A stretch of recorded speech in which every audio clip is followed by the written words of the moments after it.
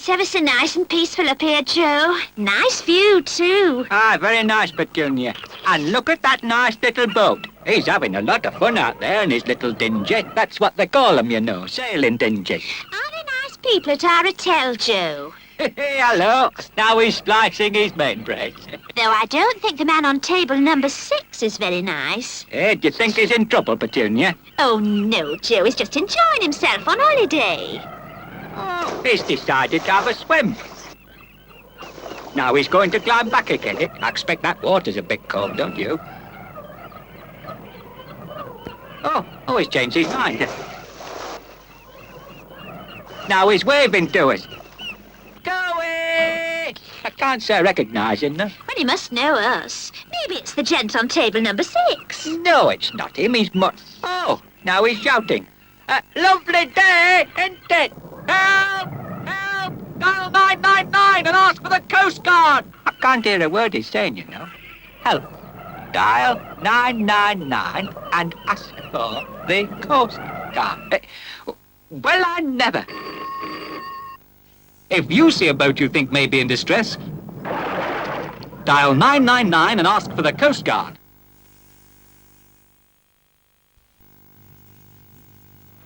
Once upon a time, there was a pond covered with ice. The children who played on it were perfectly safe so long as they followed 3 simple rules. 1. Take an adult with you. 2. Wait till he's tested the ice. 3. Keep away from the center where the ice is thinnest. As for the children who didn't follow these 3 rules, some of them were never heard of again. So the good children who were left made very certain that there was always a grown-up with them, that he tested the ice first, that they kept near the shore, and as a result, they lived happily ever after.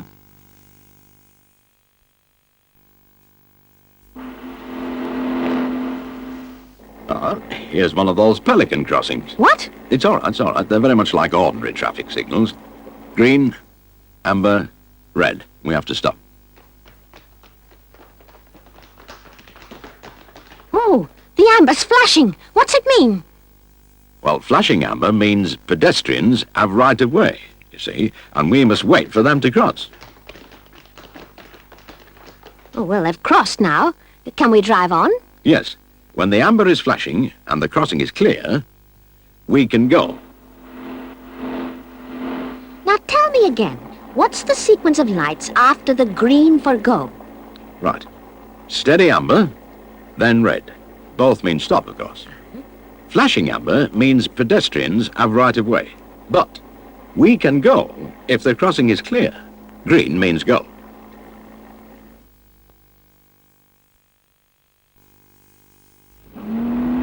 Now, this is a pedestrian light-controlled crossing.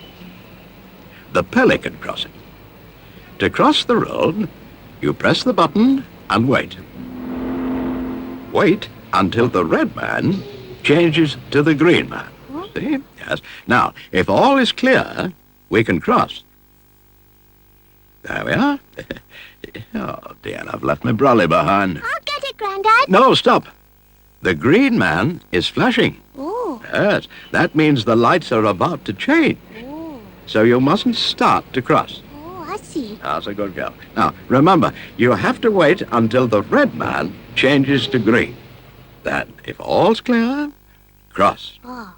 Don't forget, when the green man flashes, it's too late to step out. There. Oh, it's starting to rain. Wish I'd brought my brolly.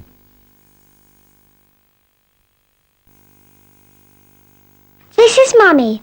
If ever I go out of the house and forget to tell her, she gets very upset. Yesterday, Colin and Susan came past and said they were going for a picnic with Auntie Jane.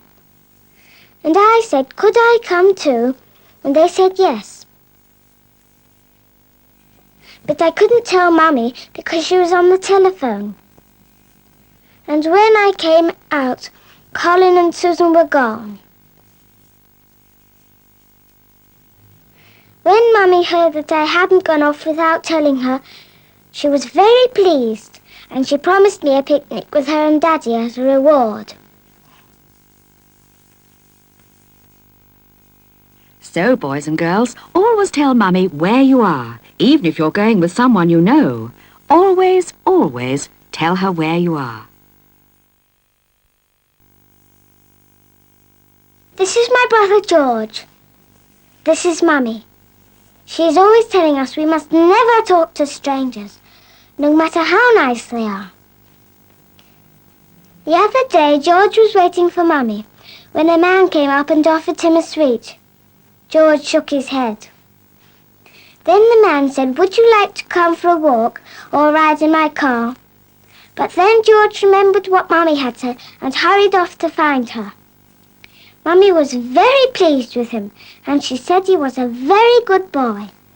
So, children, if someone you don't know offers you something, always refuse. Never, ever talk to strangers.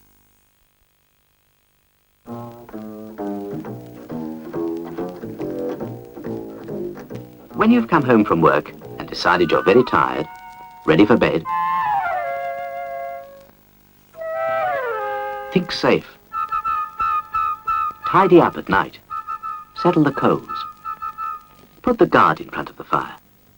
Empty the ashtrays. If clothes are airing near a boiler, remove them. And any oil heaters should be turned off. Take out electric plugs, especially heaters and electric irons. Not forgetting the TV set. All these are sources of danger, especially at night. Don't gamble with lives and property.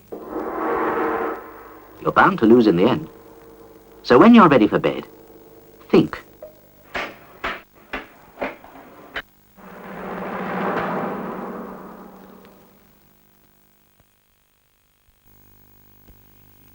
This is the time of year for frost. Don't be caught out. Frozen pipes can be avoided. So make sure your house is really frostproof. When there's a likelihood of fog about, don't turn it into smog by burning rubbish or banking up fires at night. You can help by using only smokeless fuel in foggy weather. When there's fog about, that's a nuisance. But if it mixes with smoke and becomes smog, that's dangerous. Smog attacks clothes, buildings, people. Please help prevent it. Reduce the load on industrial furnaces and burn your rubbish some other time. Keep a stock of smokeless fuel, or use gas or electric fires if you have them. Prevent smoke, prevent smog.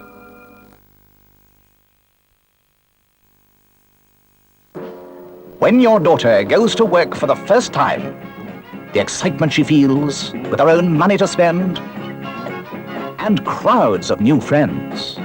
Maybe she won't care what job she does before the gloss wears off. She may get married and have a family. And it's only when she thinks about working again that she'll feel let down, going back to unskilled work.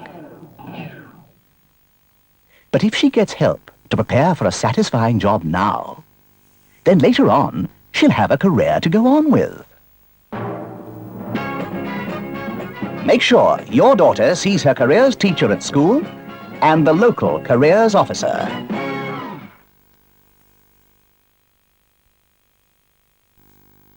You are now 15 years old. You're beginning to be aware of many things, in particular the prospects in life before you. Are you going to leave it all to the hand of chance and just let yourself be landed into the first job that comes along? Don't be soft. Stand up for yourself. Think of what you really want to do and go after it. What's up? Not clear about the way? Do you remember you had a talk from someone about the different kinds of jobs there are? He's the man to look for now. You can be sure of making a start in the right direction with help from your careers teacher and the local careers officer. All paraffin heaters, no matter what kind, need a continuous flow of air to prevent poisonous fumes from building up. So keep a window or ventilator open. This is a Coast Guard station. where a coast guard keeps watch for craft in difficulties at sea. Now just here, there could be a boat in distress, and this could be you, seeing it all happen. So what should you do? Make for the nearest telephone, dial, and ask for the Coast Guard. He's at the centre of the rescue organisation, in touch by telephone and radio with lifeboats and helicopters. So remember, for distress at sea, dial 999 and ask for the Coast Guard. I am a Coast Guard. I guard coasts and yachtsmen like Edwin here. Sensibly, before sailing, Edwin is giving a friend details of his boat, where he's going, and when he will be back. Now all goes well with Edwin until he reaches here, when a storm blows up. Edwin quickly makes for the nearest shelter. He decides to stay a while, but forgets to let anyone know his change of plan. So that later, his friend phones me to tell me Edwin is hours overdue here. After getting full details, we organise search and rescue operations all along his supposed course. What a waste of time and money. So do help us, yachtsmen. Always tell somebody of your sailing plans, but don't forget to let them know if you change them. Seen something interesting, Joe? No, not really, Petunia. Well, you must have spotted something. Well, it's what you might call a rare sea bird. Oh, fancy, how nice. I think I might go for a little swim, Petunia. Not here, Joe. A red notice means it's permanently unsafe and you must never, never bathe from here. Oh. That water looks very inviting, Petunia. You can't bathe from here either. Not now. Can't you see the red flag? It means it's just not safe. But I can swim like a fish. That's no excuse, Joe. As long as the red flag's flying, you mustn't go in the water. Oh. Now you're in luck. Red and yellow flags. That means the area between them is patrolled by lifeguards. Now in you go, Joe. Funny, but I've changed my mind, Petunia. Oh, men.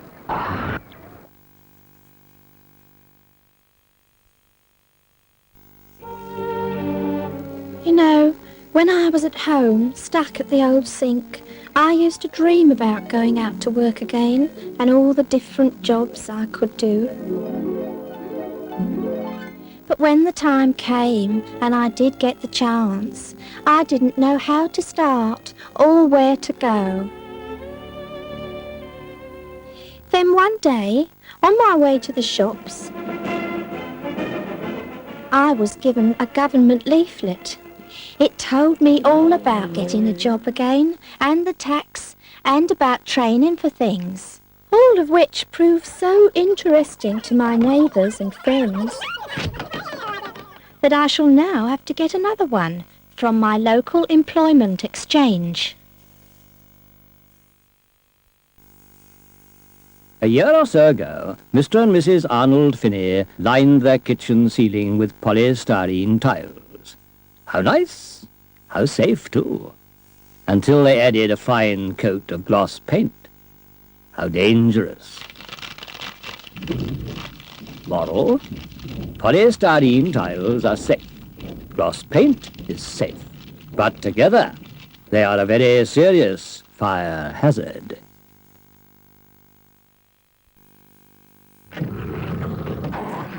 If a man with dangerous animals to feed went about it like this, you would not be surprised at the results. Then why on earth, when it's foggy, do you drive down the motorway like this, straight into situations you can't see? After all, it may not be just your neck. Oh, Joe, I have enjoyed our country walk. Yes, we've come a long way, Petunia. Look, you can see our tracks right across that yellow cornfield. Oh, yes. It's ever so nice in this field, but I'm glad those cows have gone. Aye, they're taking themselves off for a walk down the road. Look, through that gate I opened. The one marked private. Oh, yes. Our little Bingo's having a lovely time playing with those sheep. The exercise will do him good. Hey, I've hit that bottle, Petunia. Smashed up a tree. Oh, very clever. You know, there's a farmer down there with a purple face. I expect it's all that sun and the open-air life, Joe. Now he's doing one of those country dances. Well, I don't think he looks very friendly. Maybe you're right. Though it can't be anything we've done. No. But I won't stay where I'm not wanted. Come on, Joe. When folk come out to the country, why, oh, why won't they follow the country code? To you, it's just a worn-out fridge. But to a child, it's a caravan, a ship, a castle, even a bed. And a death trap, airtight and impossible to open from the inside. Don't let an old fridge be a new danger to children. Take off the door, or smash the lock, or better still, ask your local council to take it away or tell you how to dispose of it. Before it kills a child. What's up with you? I'm trying to do some grinding. Oh, the guard. Well, all right. You're a bit of a mess. A wheel burst did it. Well, you can still hear with the other one, can't you? Yes, it's safe now. What now? Oh, your hands got pulled in by the wheel, did they? Serves you right. You should have shoved the rest up close to the wheel, like this. A 1/8 inch gap. Here, leave me alone. I want to get on. Oh, I can't understand. Oh, the goggles. Well, all right. But what's all the fuss? I've never known anyone hurt by one of these. This is me, thinking as usual about Dave. Dave is super. Dave can do anything. Oh, he's great. He really is. When pow! Out pops my fairy godmother with a "I'll give you 3 wishes" routine. Wish number 1 is easy. Next, I wish we were both at the seaside. Come on, Dave, let's swim, I say. It's just not my scene, man, says Dave. What he really meant was he couldn't swim. I've still got 1 wish left, remember? Meet Mike. He swims like a fish. Yes, I wish I didn't keep losing me birds. Then learn to swim, young man. Learn to swim. If you can't swim, ask about lessons at your local swimming baths. Do learn to swim. It could save your life. Good evening, ladies and gentlemen. A short demonstration of lifting heavy objects without strain. Feet about a foot apart, knees bent, straight back, and down like so. And now, the wrong way. Straight legs, and bent back. Calls, injury, no calls, injury, no calls.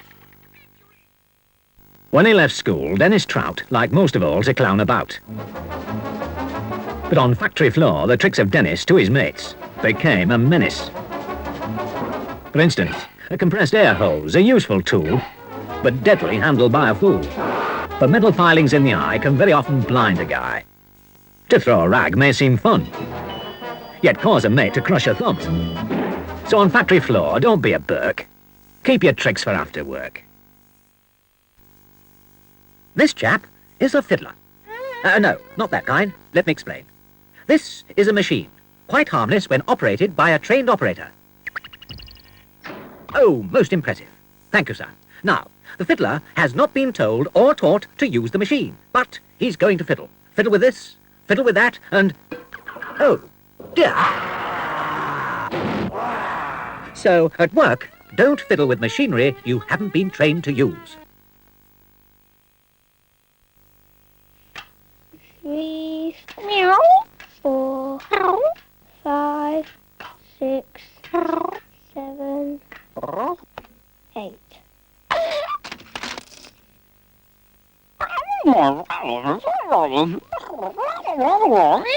Charlie says that if ever you see a box of matches lying around, tell Mummy because they can hurt you.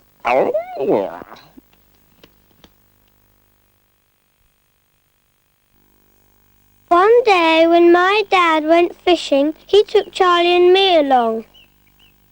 While he was fishing, we started having fun with the puddles.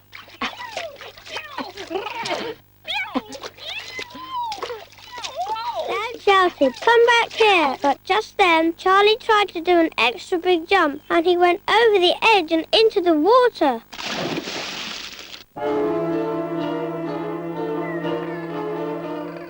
Charlie nearly drowned. It was very lucky for him, he caught on the line.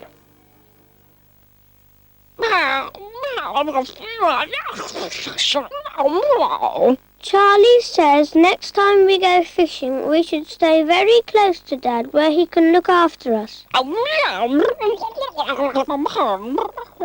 And he hopes that when you go near the water, you'll stay close to a grown-up too.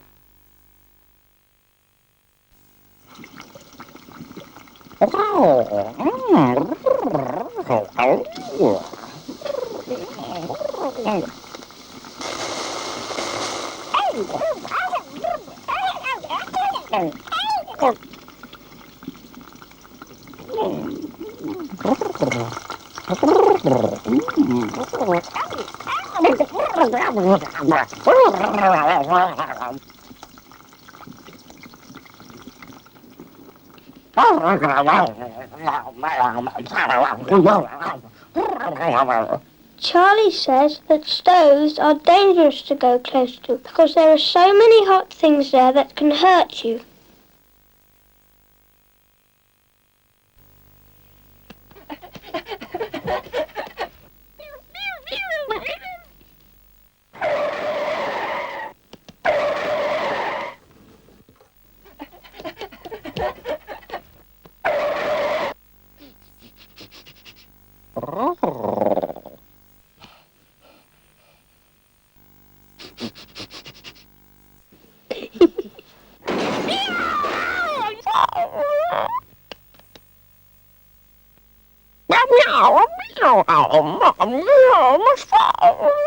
Charlie says he knows now that it's dangerous to pull the tablecloth because the hot water from the teapot hurts him very much.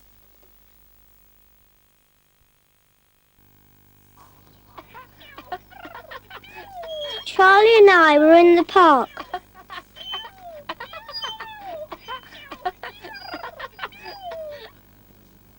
Then this man came up and said, "Would I like to see some puppies?" And I said yes. And I was going to go, but Charlie stopped me. Charlie's reminded me, my mum says I shouldn't go off with people I don't know. Then the man went away. We went and told Mummy, and she said we'd been very good. I got an apple and Charlie got something he likes.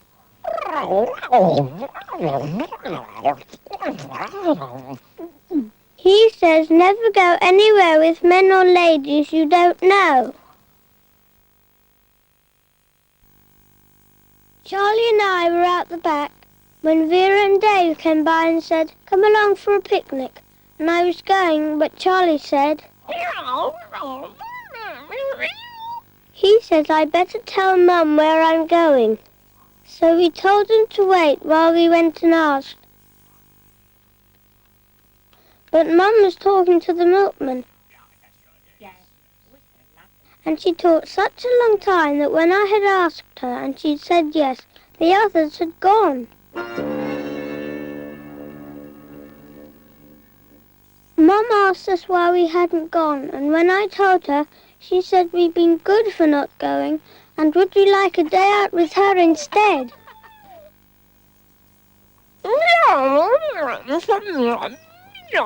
Charlie says always tell your mummy before you go off somewhere so she knows who you are with.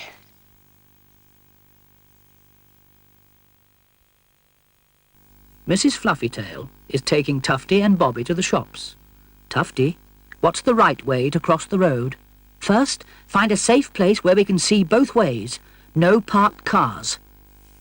Stop. Then stand on the pavement near the curb and look all round for traffic. And listen. I hear a noise, says Bobby.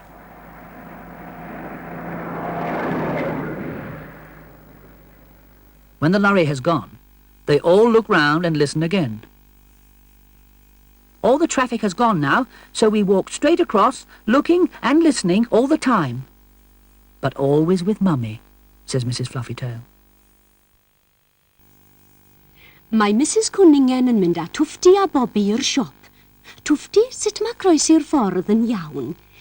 Edrych am le diogel lle gallwn ni weld bob ffordd, dim ceir wedi parcio. Stop.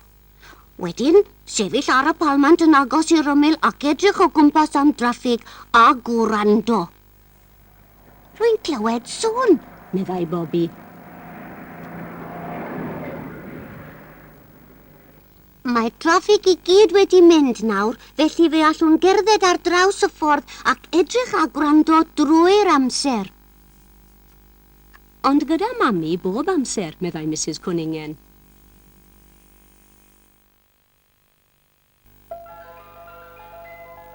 This is what happened one day when the ice cream van stopped by Tufty's house. Ice cream! And Tufty goes to find his mummy. Tufty always asks his mummy to go with him to the ice cream van. But Willy Weasel has gone off to get an ice cream by himself.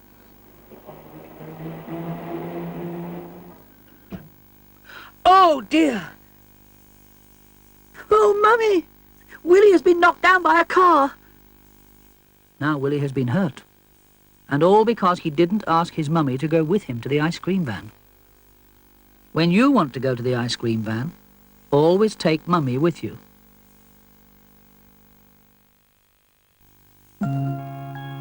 Tufty and Bobby Brown Rabbit are playing football with Tufty's new ball. Bobby is taking a kick. Oh! What's happened to their ball? Oh dear, it's gone out onto the road. Bobby, what shall we do? We mustn't go onto the road to get it back because of the traffic.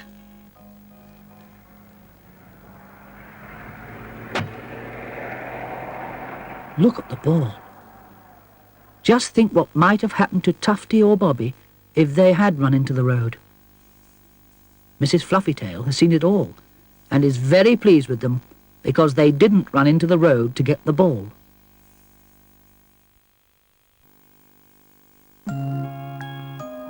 One fine day, Tufty is playing on the grass with Bobby Brown Rabbit. But Harry Hare and Willy Weasel are playing out by the road, near the cars and buses.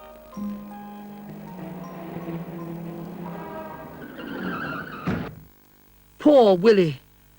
The car has knocked him down. Very luckily, Mr. Policeman Badger comes along to help. Oh, my word, says Policeman Badger. You are both silly boys to play in the road. Now Willy's been hurt. He won't be able to play with you for a long time. Never play near the road.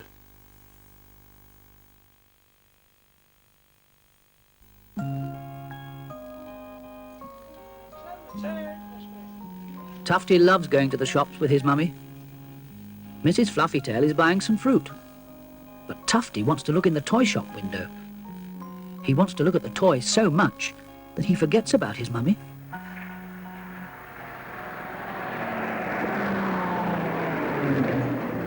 But he can't cross the road without her. And now he doesn't know where she is. Suddenly, his mummy is there. Oh, Tufty, always keep tight hold of Mummy's hand when we go shopping. Tufty holds his mummy's hand and feels safe again. Nice view from up here, Petunia. Yes, very nice, Joe. Worn tires kill. Worn tires kill? Are our tires worn, Joe? Yeah, oh, I wouldn't think so, Petunia. Well, I expect you've looked. You have looked, haven't you, Joe? Joe, have you looked at our tyres? Yes. Recently, Joe. Nice view from up here, Petunia. Joe, are our tyres warm? Not warm, Petunia. They're a bit smooth. Oh, that's nice.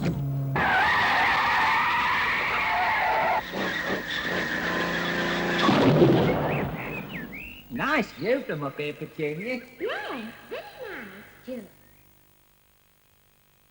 Hey, Dad, you know the traffic lights at the top? You know if you want to go straight on, the offside lane's favourite? Is it? Well, today, the other lane cleared first. Oh, yes. Well, in a case like that, is it all right to switch lanes? Not if something's coming up in the other lane, it isn't. Oh, well, I won't do it again, Dad. Not in your car, anyway. Oh. I'm off to the Himalayas, Dad! When approaching lights, pick your lane early and stick to it. Well, here we are, waiting for the start of the greatest baby walker rally of the year. The flag's up, and they're off. And right at the start, number 1 crashes into the safety barrier at Fireguard Bend. And now, number 3 is in the lead. But what's this? A disaster! A disaster for number 3 as he short circuits at Kettleflex Corner. I think, yes, he's all right. He's all right. And that leaves number 2 and, yes, number 4. This is sensational. Number 2 has misjudged the doorstep chicane. And he's out of the race as well, which gives the race to number 4. But what a finish! Baby walkers are perfectly safe when supervised, but a baby left alone in one could burn or scald himself. So watch your baby all the time, or he'll never grow up to be a world champion.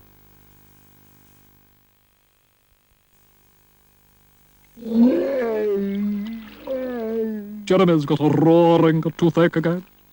I'm not surprised. He eats too many sweets and never cleans his teeth.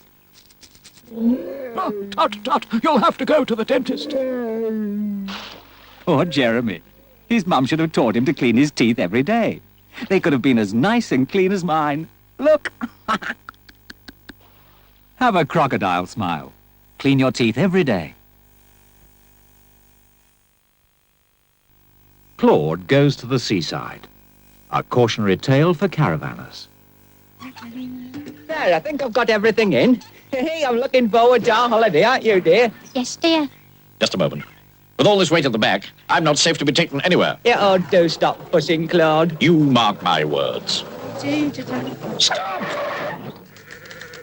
That's done it. The whole lot shifted up front. You'll never manage now. Hey, hold your head up, Claude. You're making it very hard to steer. Oi, there's a speed limit for caravans, you know. All right. Don't panic. I'm putting the brakes on. Hey, put that in, Claude. It's not my fault. I told you we were overloaded. Next time you take a caravan on holiday, please, don't overload it and keep within the speed limit. Green Cross man in Tony gets it right. Hey, Tony! Good. He's using the Green Cross code. Stop. Look. Listen for traffic. When there's no traffic near, walk straight across, looking and listening all the time. That was great. Always use the Green Cross code, because I won't be there when you cross the road. Always stop, look, listen, think. Who can it be? Perhaps it's your rich Aunt Annie who you love to see outside the front door. Or your loving husband who has lost his key outside the front door. Now I wonder who it is gonna be outside the front door. But stop. On the other hand, could it be that there's a real con man who will take you in outside the front door? Or a mad bad axeman who is deep in sin outside the front door?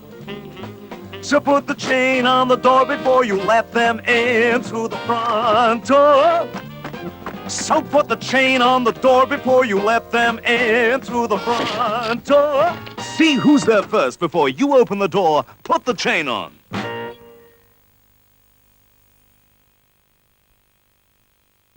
This sign does not mean that you will encounter flying motorcycles. No, this sign indicates a street down which it is illegal to drive a motor vehicle or you may be liable to a fine. I used to have a terrible time with my headlights. I found they gave a lot of trouble to people I overtook, and traffic and pedestrians coming towards me. Their effect was quite devastating. So I called in my Dr. Gus, the noted brain surgeon. He said there was nothing wrong with the adjustment, and then he gave me a switch that makes my lights more manageable. He calls it a dip switch. Now, when I go out at night, I'm no trouble to anyone. My friends who have cars tell me they have dip switches too.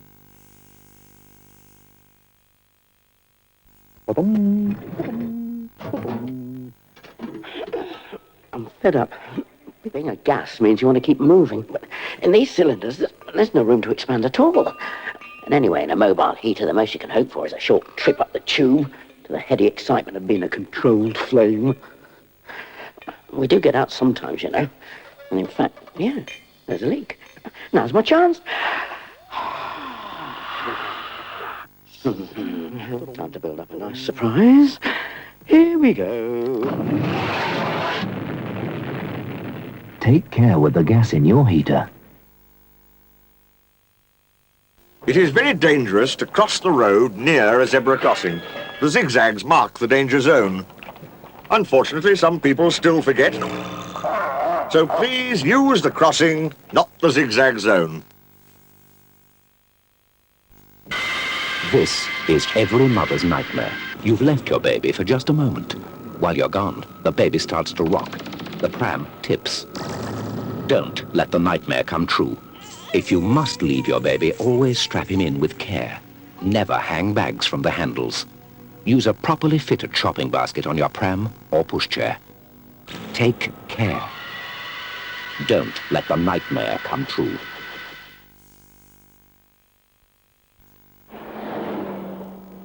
Yeah, I say, they should warn you about slippery roads like this. Yes, a beware sign, a red triangle. Beware crossroads, beware bends, beware cattle.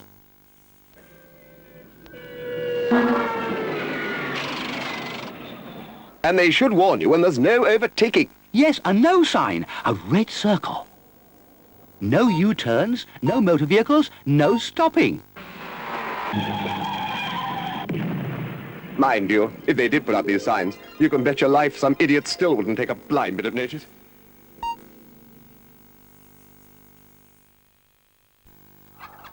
If you must make a journey when it's snowing, clear snow from all windows and lights. Keep windscreens clean and use screen heater and demister. Use dipped headlights or fog lights. If necessary, stop and clean windows. If you really have to drive in snow, make sure you can see and others can see you.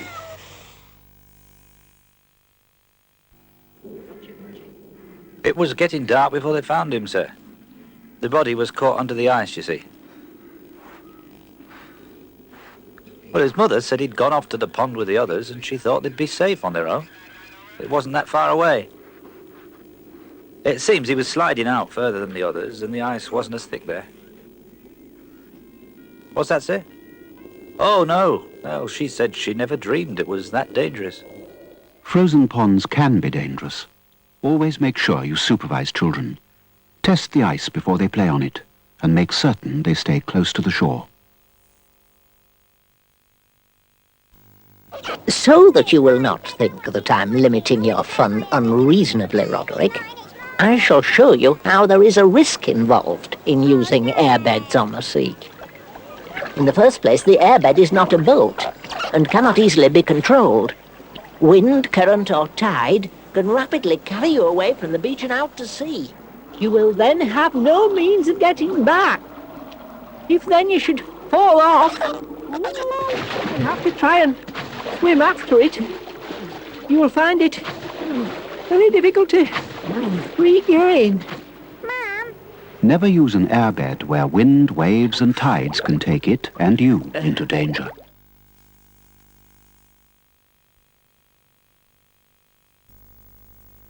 Don't dazzle.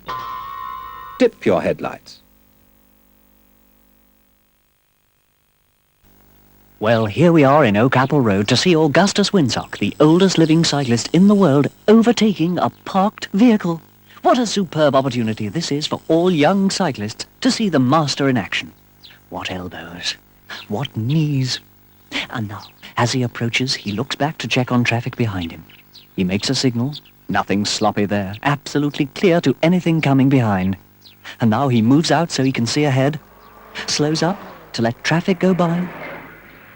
And now smartly past the vehicle and tucked in again close to the curb. When you see an action like that, so gracefully, so correctly performed, you understand just why he stayed alive so long.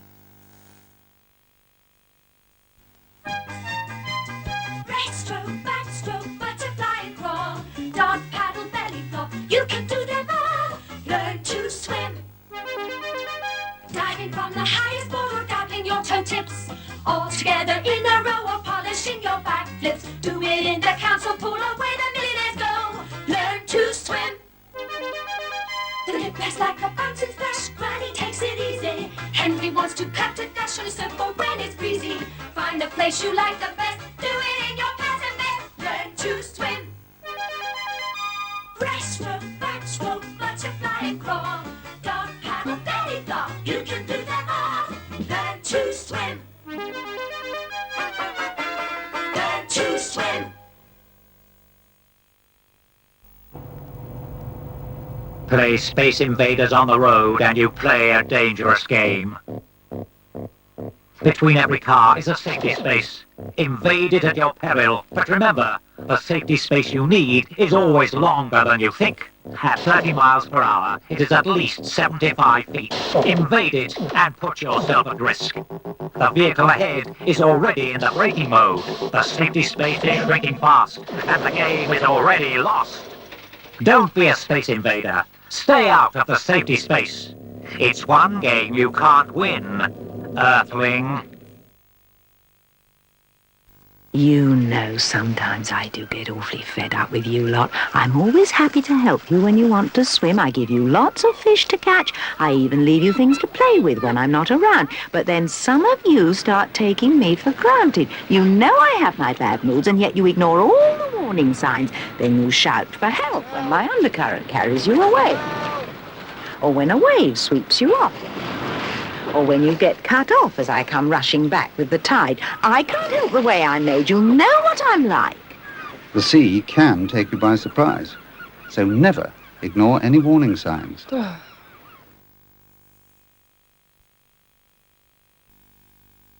Johnny was a fool, he didn't act cool. He walked on out, he broke every rule. He should have stopped, looked and listened, should have used his head. If he don't watch out, he's gonna wind up dead. Now don't step out when you're close to the edge, or you may find that you'll lose your head.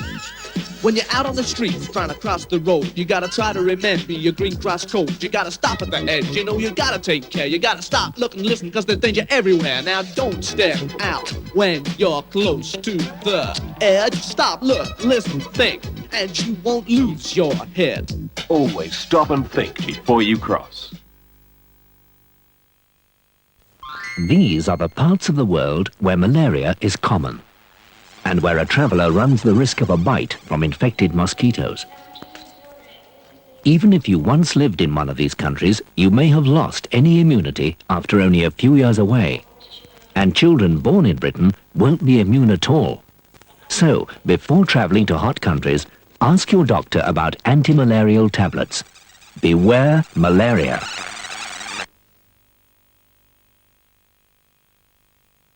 If you're bitten or scratched or even licked by any animal when you're abroad, take no chances. It could have rabies. Wash the wound immediately and then get urgent medical aid. If you wait until the symptoms of rabies appear, you've left it too late. Rabies kills. This new label, which I am proud to wear, has been awarded to me in recognition of my resistance to the dangers of cigarettes and matches. The citation reads, meets the requirements for resistance to cigarette and match ignition in the upholstered furniture safety regulations. Not all furniture is entitled to wear it. When you're buying furniture, Look for the labels which tell you how resistant it is to fire.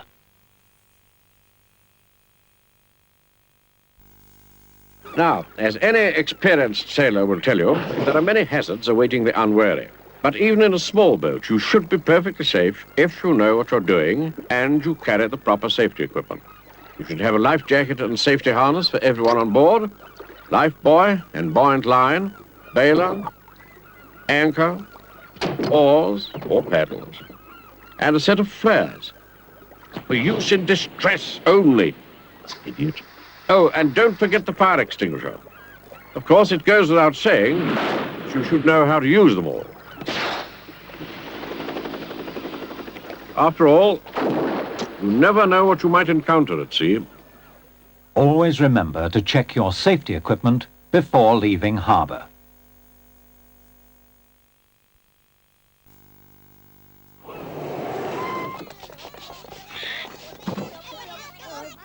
To prepare dinner for a seagull, take one small boat. Place in it some sandwiches and more people than it should hold, making sure, if possible, that they are the kind without life jackets. Then send them a mile or so offshore. After a short wait, the ingredients will react as expected. And dinner is ready.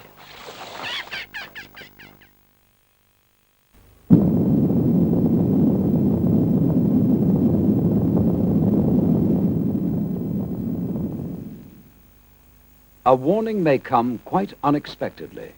We will now tell you what to do if a warning sounds when you are at home. And then we will explain what to do if you are out of doors. First, if you are at home. If attack is imminent, you will hear the attack sound like this.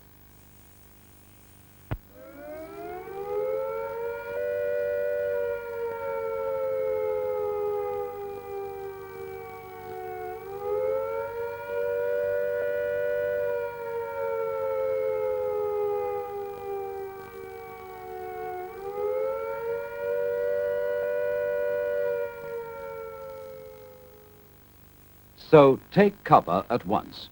Send your young children to the fallout room, then go quickly and turn off the gas and the electricity at the mains. Close down stoves. Damp down fires. Shut windows. And draw curtains. Then go to your fallout room and stay there. If the fallout warning sounds are heard, they will be like these.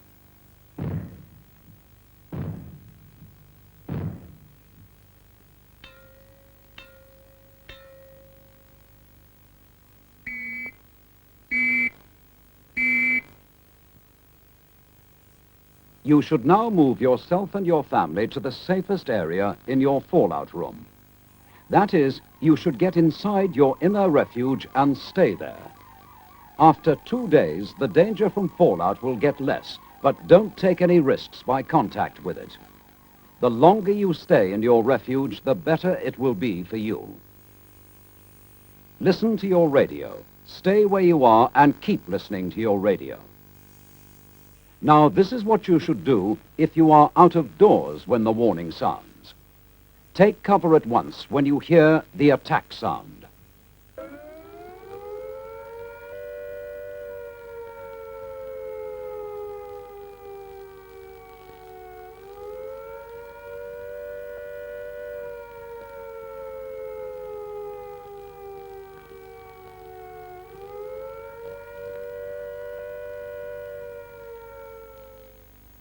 If you cannot reach home in 10 minutes, take cover in the nearest building.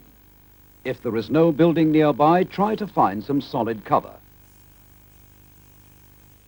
If there is no solid cover, lie flat in a ditch or a hole and cover your head, face, and hands as fast as you can with some of your clothes.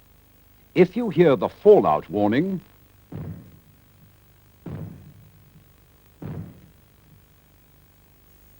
Seek the nearest and best cover as quickly as you can. But before entering the building or cover, brush or shake off any fallout dust you may have picked up and get rid of it. Change your outer clothing if you can. Stay under cover. When the all clear sounds, like this,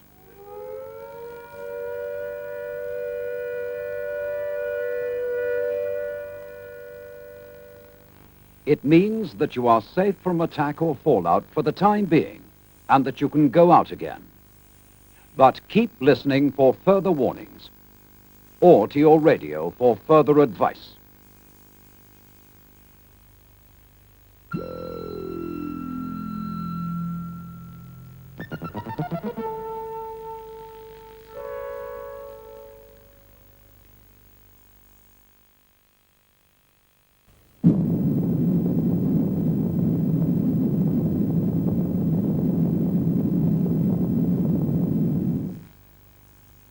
After an attack is over and the all clear has been sounded, arrangements will be made as soon as possible to treat any people who are ill or injured. Listen to your radio. Details will be given about what to do, when to do it, and how. If anyone dies while you are kept in your fallout room, move the body to another room in the house. Label the body with name and address, and cover it as tightly as possible in polythene, paper, sheets, or blankets. Tie a second card to the covering. The radio will advise you what to do about taking the body away for burial. If, however, you have had a body in the house for more than 5 days, and if it is safe to go outside, then you should bury the body for the time being in a trench or cover it with earth and mark the spot of the burial.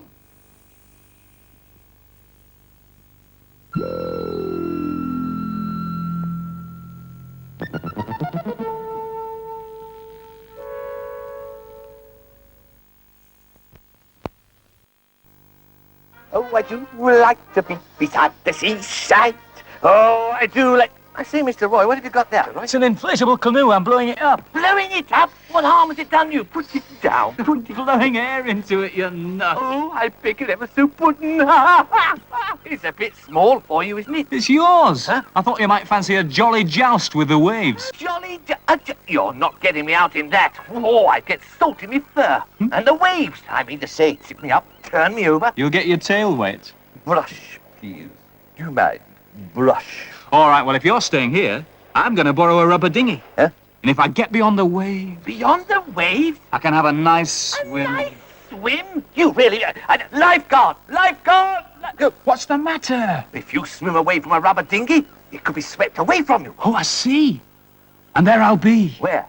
All at sea. Boom, boom. Can I do the jukes? All right, then. I'll go and have a nice peaceful float on my airbed. Just a minute. Hang about. What?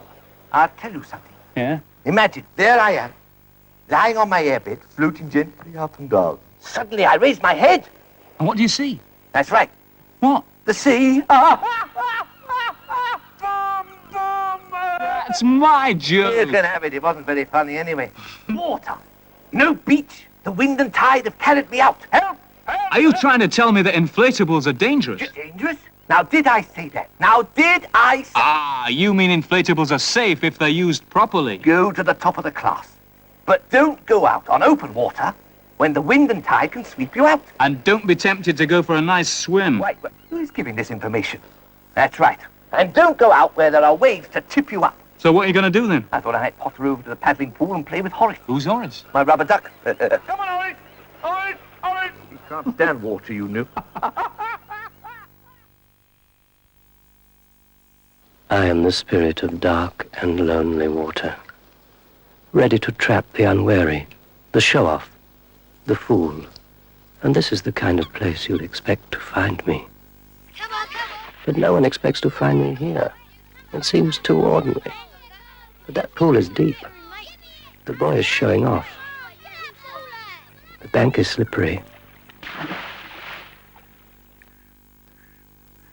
The show-offs are easy. But the unwary ones are easier still. This branch is weak, rotten. It'll never take his weight. Only a fool would ignore this. But there's one born every minute. Under the water there are traps, old cars, bedsteads, weeds, hidden depths. It's the perfect place for an accident. Oh, look, there's someone in the water. Quick, use that big stick to get him out. Sensible children. I have no power over them. Oi, mate, that's a stupid place to swim. Hey, go over and get that thing to wrap him in. You do not feel cold, mate. How long was you in there?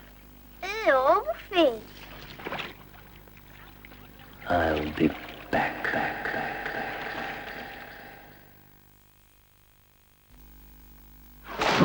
Those of you who can't swim yet, then if you just wait over in the shallow for me. Kids and water, they love it. Rivers, canals, even the lily pond in the garden. You can't keep them away from it. Water has a fascination for children. And I should know. When I was 3 years old, I fell in the river at our place. Couldn't swim. Somehow managed to scrabble my way to the bank. Frightened the wits out of my mum and dad. And you can bet they had me taught to swim very soon after that. But some children aren't quite so lucky. And if they can't swim and they go off by themselves to play by the side of some water somewhere, you know only too well what might happen. That's why I had my little girl taught to swim as soon as... Have your children taught to swim. They're never too young to start, and once they get that confidence in the water, they love it. Ask at your local swimming pool, all right? Or if you can swim yourself, why not teach them yourself? It's fun. See?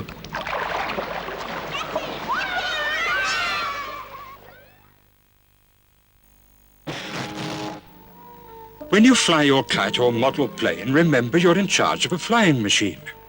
Pilots have to observe safety rules. So must you. Make sure there are no pylons, overhead lines, or electric substations around. Go!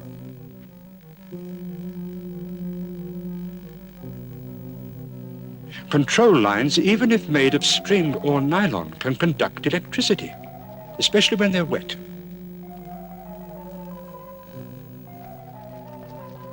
Watch out! Delta Zero Bravo, you are clear to take off. Always make sure you're in a clear area to take off. Then you'll fly safe and play safe.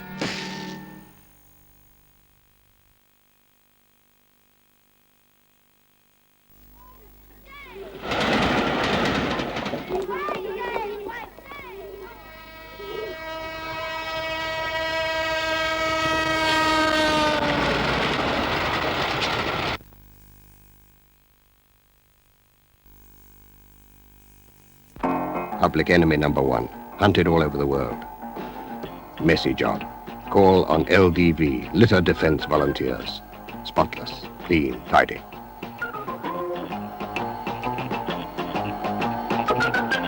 With good humor, they strike against public enemy number 1 wherever he operates.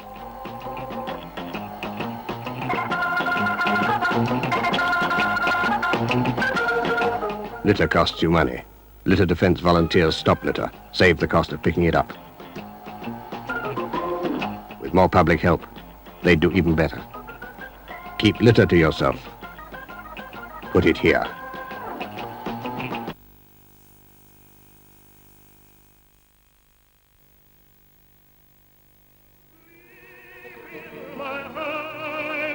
Till we have been England's green and Britain is a beautiful country, not a litter bin. Keep Britain tidy.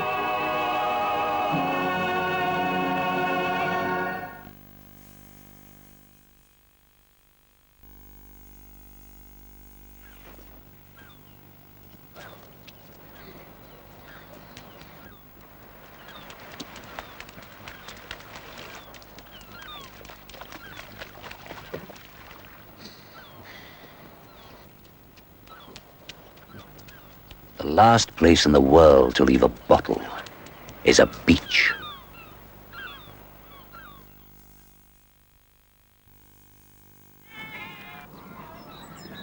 Lovely animals, aren't they? Isn't it a shame that diseases like foul pests, swine fever and foot and mouth can decimate the nation's livestock? In one foot and mouth epidemic, we slaughtered and destroyed over 200,000 cattle, 100,000 sheep, and 113,000 pigs. Now, one of the main risks to animals is uncooked food and scraps getting into their feed. On the farm, we boil it all, but that's a specialised job. When you get uncooked scraps like these, you should dispose of them safely, like this, and never let them get to farm animals. Isn't that right?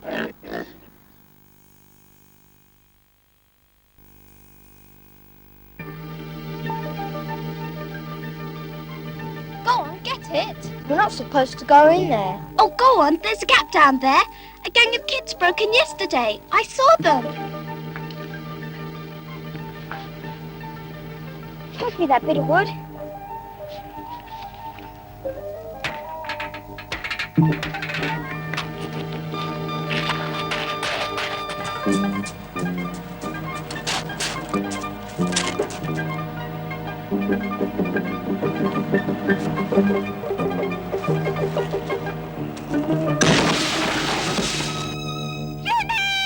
A 66,000-volt shock killed a boy today when he broke into a substation.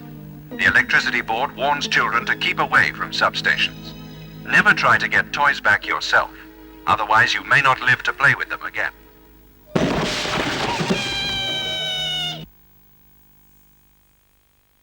And Great Britain is going to win its first gold medal in swimming since 1960, and it's Wilkie!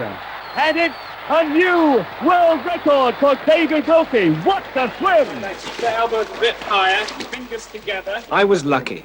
I learned to swim when I was 3 years old.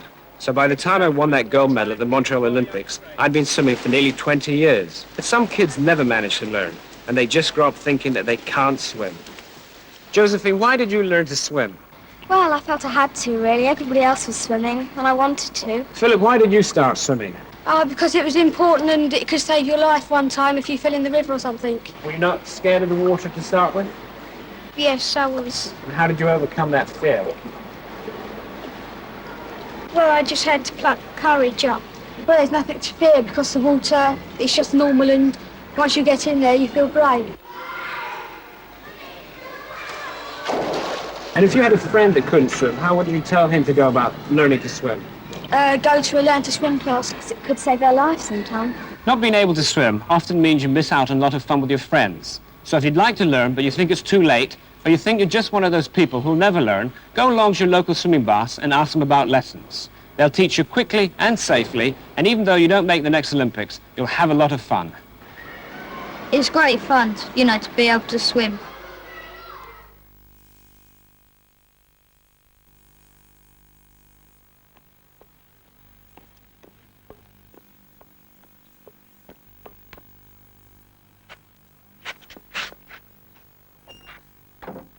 Can you imagine being frightened of every friendly animal you meet? Imagine rabies in Britain. All dogs will be leashed and muzzled. Foxes will be destroyed. Wildlife at risk. No animal may be moved in or out of the infected area. All cats will be restrained. Hey! Get off, get off! Just one animal smuggled in could lead to all this. So if you suspect anyone of smuggling, tell the police.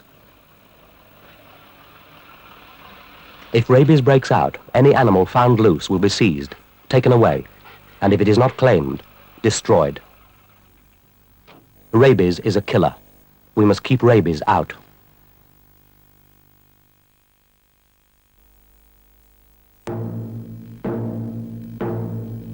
Attention! This is an official announcement. An outbreak of foot and mouth has been confirmed for this area, so take immediate precautions to stop it spreading to your stock. In particular, close off all entrances to your farm except the main one, across which you should lay a straw mat. Apply fresh disinfectant to it daily, provide facilities for disinfecting boots and vehicles, and keep all unnecessary visitors away.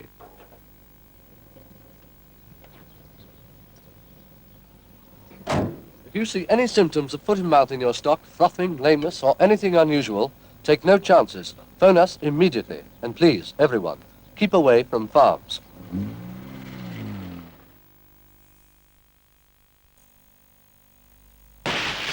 These are not telephone wires. They're overhead power lines carrying high voltages. Without them, lots of people wouldn't have any electricity. So when you go out to enjoy yourself, play safe and make sure there are no overhead lines about. Watch out! Oh, God. Those wires are live.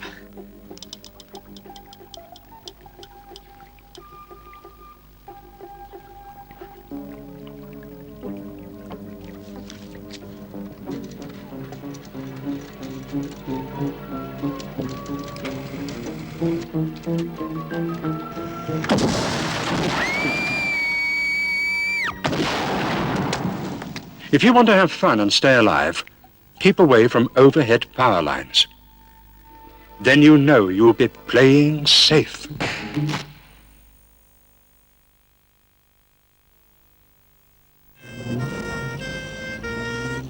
This is an emergency.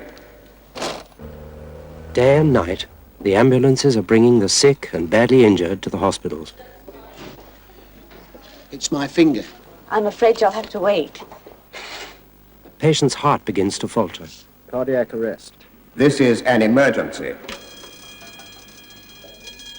Actually, I don't think I pulled a muscle. This is an emergency.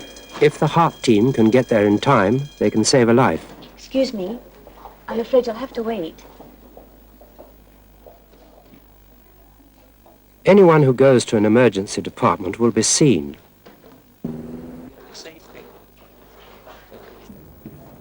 But the real emergencies come first. And you may have to wait. So contact your own doctor first.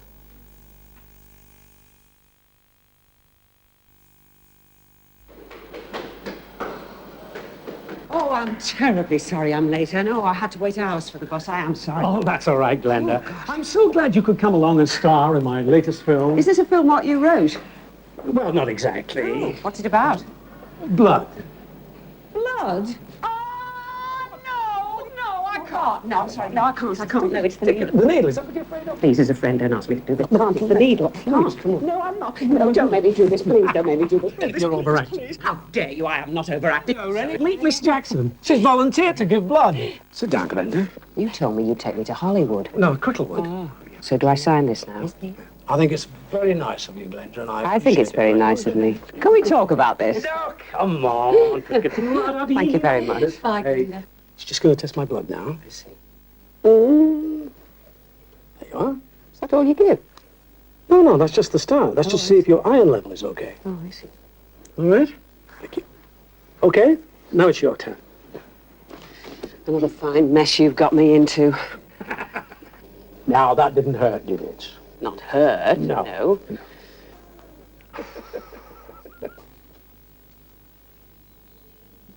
Was it painful? Not at all. So you For didn't... once he told me the truth. Nothing to it, is there? Absolutely nothing at all. Because it's the first time for you, isn't it? Not the first time for you, though. Second time, actually. Only the second? Oh, yeah. The way you've been going on, I thought you'd got one of those silver medals or bronze hearts or whatever they get. Well, it was just show business talk. You came on the bus, didn't you? It's because you were too mean to send a car. I'll give you the bus fare later. 27p. Can you take a check? I take back everything I said. It's extremely easy, totally painless. I haven't felt this virtuous in a long time. Glenda, just because you're a blood donor, there's no need to make a production out of it. Oh, all right. Let's go and have some biscuits and tea urn. Right. Tea urn? Tea urn? Tea urn? I asked you not to do that.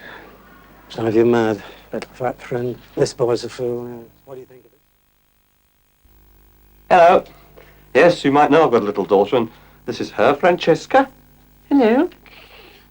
Well, being a parent isn't all fun and games. They tell me I'm going through the easy part at the moment.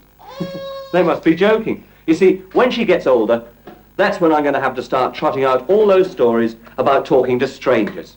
Well, it's all very well. She can't be expected to know who the bad guys are because she'll take kindly to any adult that's kind to her. So you have to tell her things like not to talk to strangers, that somebody who gives you a sweet is not bound to be a nice person, and of course smart girls don't accept lifts in strange cars, do they? And of course she must tell you where she's going, and you must tell her when she's to get back. Well, it's not only little girls that must know these things, is it? It's little boys as well. If I have sons, I'll be telling them the same things. So our children must learn to look after themselves, and we must tell them how to steer clear of the villain. Francesca, say bye.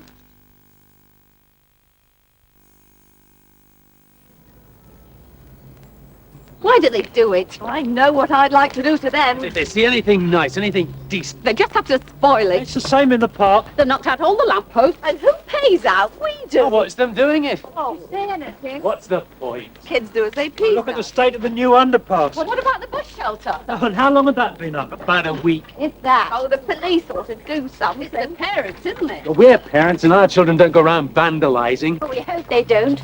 But we don't always know where they are, not all the time, do we? If I thought one of mine was behaving I like think it's this, the schools. It makes me so angry. Try telling them off. They'll laugh in your face. You certainly can't reason with them. There's nothing we can do about it, but I just don't believe it. There is something you can do. Ring the police immediately. You need not give your name, but dial 999. You might save someone's property. You could save someone's life.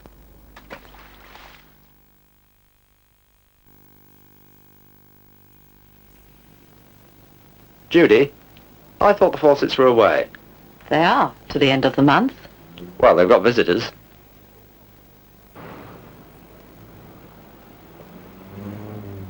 Must have come back unexpected. If something doesn't look right, tell the police. Hundreds of cars are stolen every day.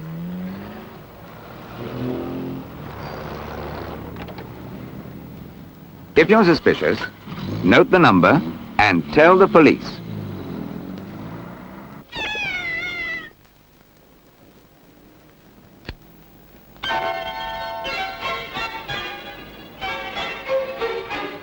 If there's something funny going on, dial 999. There are many hundreds of calls every 24 hours. Every one is investigated. Often there's nothing to it, but sometimes you save a neighbor an awful lot of trouble. The police don't mind how many calls they get, and remember, the next call might be about your house.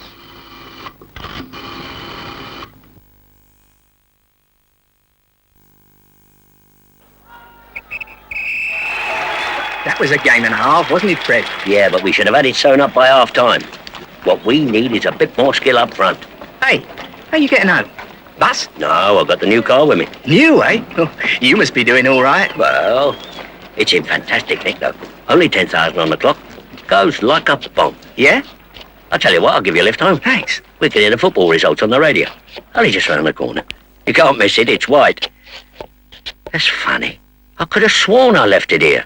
Remember, lock your car. Check the doors, the windows, the boot. And please, take the keys with you. Watch out. There's a thief about.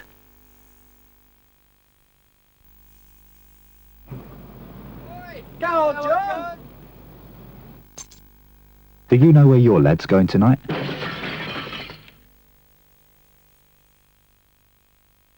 Children, always so trusting, happy, unafraid. What a pity to have to remind them about the darker side of life. But it must be done. Remind them of danger. Danger from going with strangers.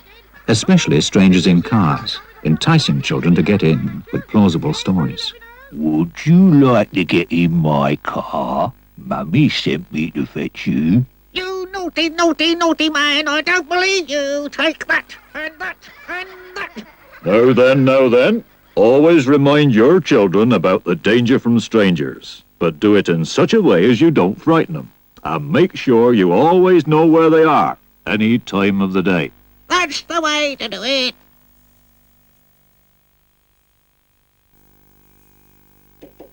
I've got my in-laws coming today, so it's got to be something a bit special. I set the oven at 350 degrees, which is gas mark 4, and on the top shelf I've got some spiced chicken, then some rice to go with it, and next door, Dad's favourite, bread and butter pudding. On the bottom shelf, some leek and potato soup, which is simmering away quite happily. Cooking everything together really does save fuel. And nowadays, I think a good cook is an economical cook. Energy sense is common sense. Save it. It's surprising what you can do to save fuel, especially if you've got central heating. First, you can make sure that it's serviced regularly and working efficiently. And if the system has a time clock, you could try adjusting it to a shorter time interval. And turning down the thermostat a bit, that'll help with the fuel bills. Energy sense is common sense. Save it.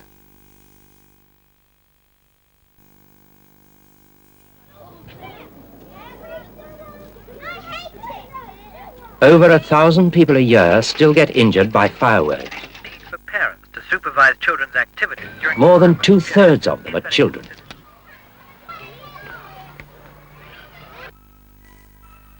Do you know where your child is in the weeks up to November the 5th? Out collecting? Getting fireworks from older children?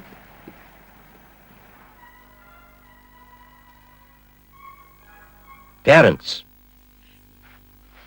where's your child tonight? Where's that boy?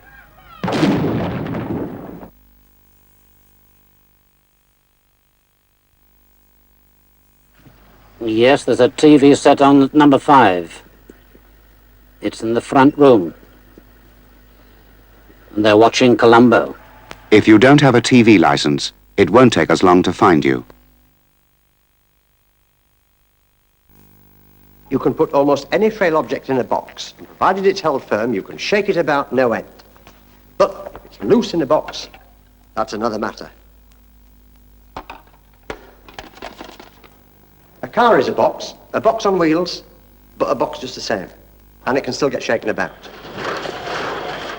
And if you're in it and not wearing a seatbelt, you're in trouble because you're a loose object. It doesn't matter who you are or what you are, you can be the world's most experienced driver, but to the law of gravity, you're the world's most experienced loose object.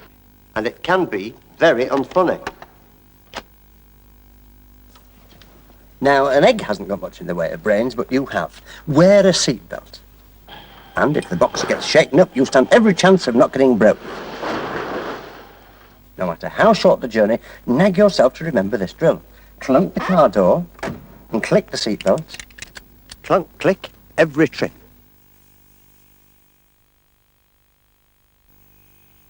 Here's how to remember the Green Cross code.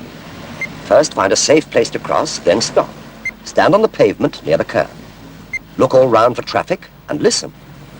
If traffic is coming, let it pass. When there is no traffic near, walk straight across the road. Keep looking and listening for traffic while you cross. Stay! Well, now we'll all remember the Green Cross code. And use it. Splink! It's easy when you know how. But how many men know the correct way to lift heavy loads? This man, for instance.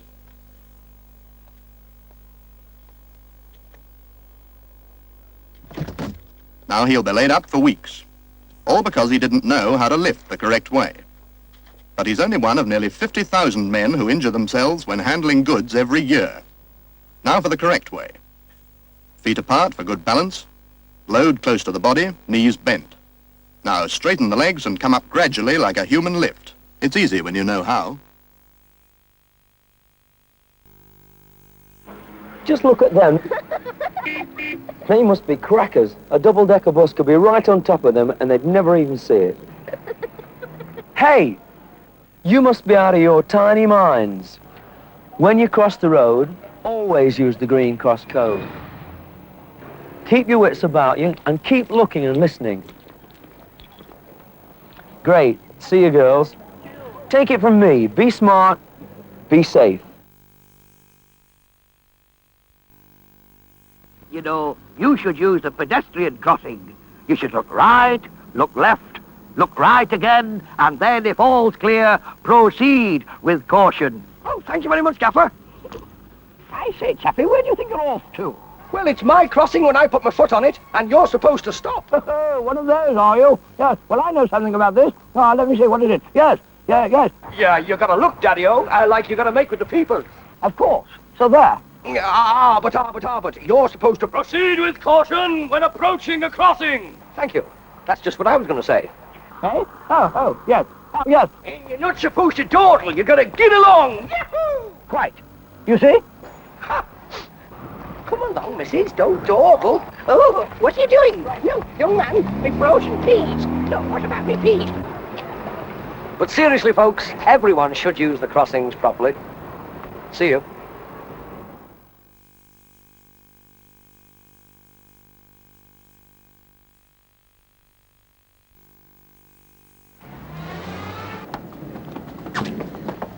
Hey, what do you think you're doing? Come back here.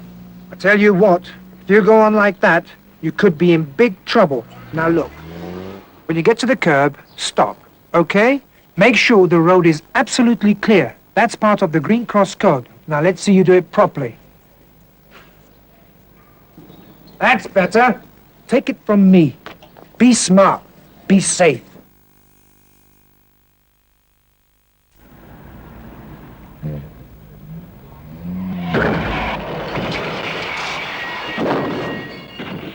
A tragic, needless accident. But why did it happen? The driver checks the traffic on his right, the road seems to be clear, and he pulls out. But if we look again from the driver's angle, we can see his problem. Visibility isn't good, but if only he'd checked again, he would have seen the motorcyclist approaching. That car driver will be more careful next time. For the motorcyclist, there isn't going to be a next time. So motorists, be particularly careful at junctions. Think once, think twice, think bike.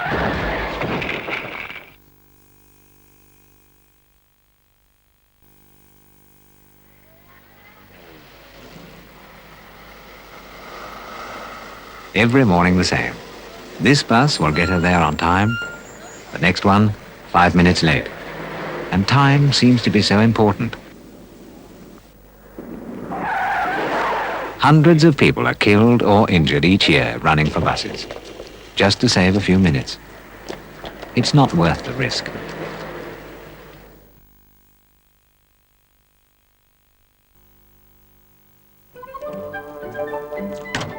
This evening, young Billy Blunders has borrowed the keys to the family car.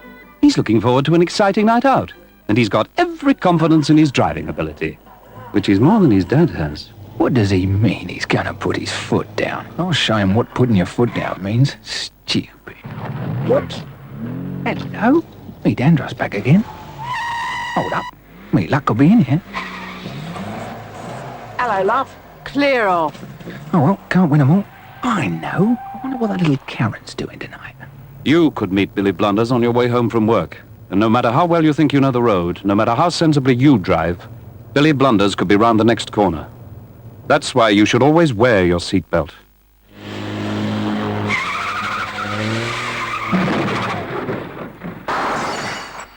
Even on the shortest trips, beware of the blunders. Clunk, click.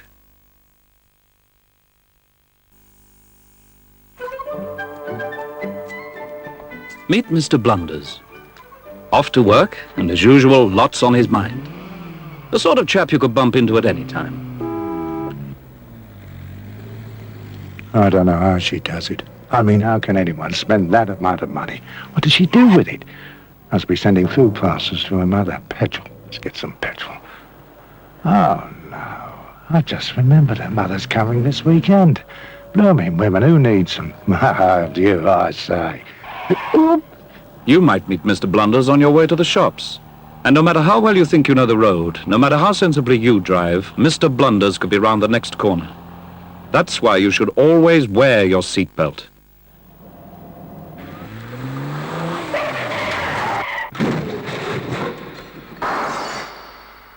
Even on the shortest trips, beware of the blunders. Clunk, click.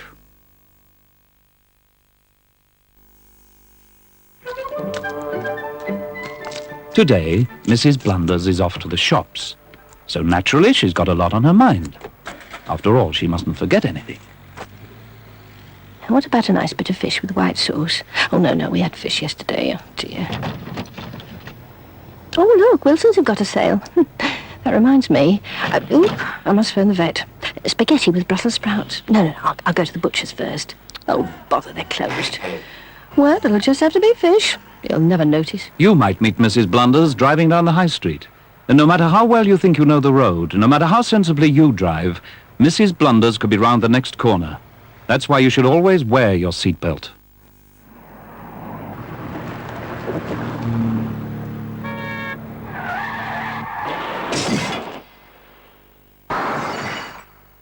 Even on the shortest trips, beware of the blunders. Clunk, click.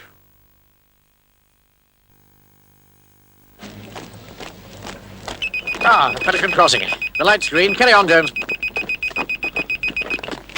Don't panic, don't panic! Captain Manning, the light's flashing. What do we do? One continues to cross. If one's already on the crossing, there's plenty of time. Precisely. Carry on, Jones. One shouldn't start. One shouldn't start to cross. That's wrecking, Wilson. That's wrecking. The flashing green man means don't start to cross the road. Learn your blinking pelican signals. It's the Pelican Crossing! When the red man's on, pedestrians wait, 'cause drivers may go, is what the green light states. Just press the button and you soon learn. The green man's on and it's your turn. And when the green man's flashing in the amber too, this is what you've gotta do. Pedestrians don't start to cross. Your life's more important than the time that's lost.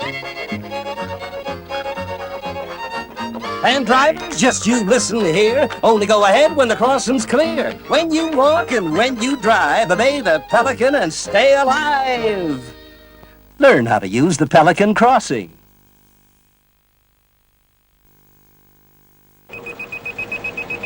Come on, come on. Get your eyes tested, Napoleon. Can't you see the lights are changed? The flashing amber light on the Pelican Crossing means you can only go if the crossing clear, Miss Rogers. Well, I'll soon clear it, all right. You're not meant to edge forward and harass the pedestrians. Who says so, the vicar? Actually, sir, no. I say so. Oh. The flashing amber light means don't go unless the crossing's clear. Learn your blinking pelican signals.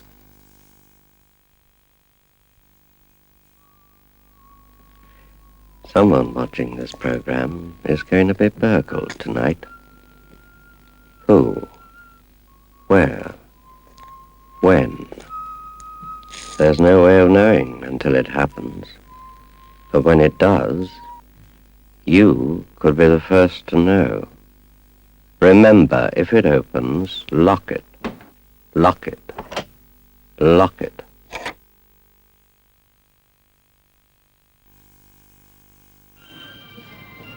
Not everyone in a supermarket is there to shop. At least, not from the shelves. Make sure your purse is out of sight. Don't make it easy for the thief. Watch out for your purse before someone else does.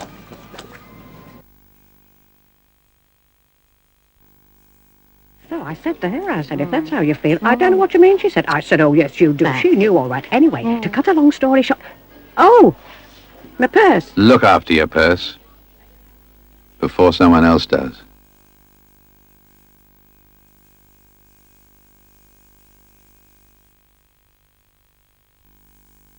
Can you describe it, colour?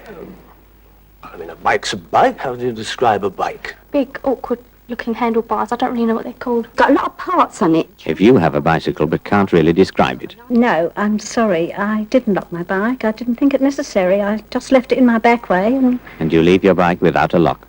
I'd rather not see what's in the saddlebag. It's personal. And leave valuables in your saddlebag. I didn't know there was one on it. What's the frame number? And you can't even remember the frame number. Didn't you think to lock it, sir? No. No one lock pinched it round here. Well, somebody pinched it, didn't they? You may well lose your bike for good. This is the second bike in 2 years. You think you'll be able to find it, mister? You'll not believe this, Sarge. Someone's just nicked me bike.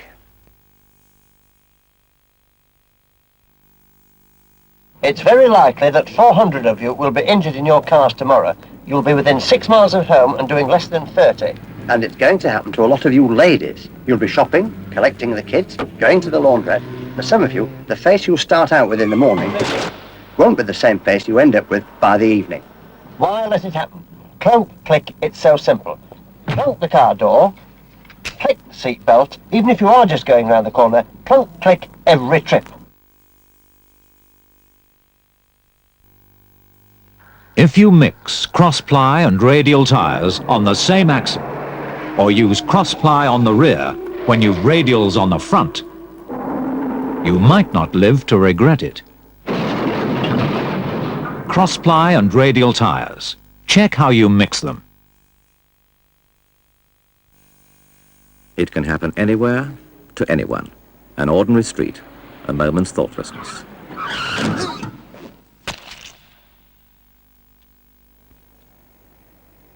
If there isn't a crossing nearby, be extra careful. Use your eyes and ears before you cross the road and all the way across. You can't argue with a car. Eyes and ears. It's your lookout.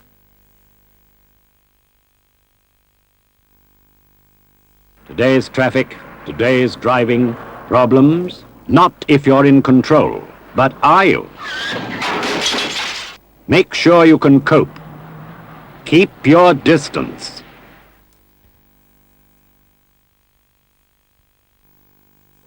Next time you go out in the dark, get yourself noticed. Wear something light, something reflective, or carry a newspaper. Just get yourself noticed. Wear something light.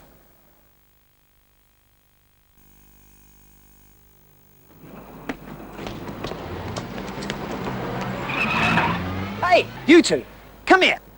How old are you? 9. Well, if you want to live to be 10, you better learn to stop at the curb. And I mean stop, right? It's part of the Green Cross Code, so use it. It's a lifesaver, believe me. Okay, nothing coming. Now go. Get the picture? Take it from me. Be smart, be safe.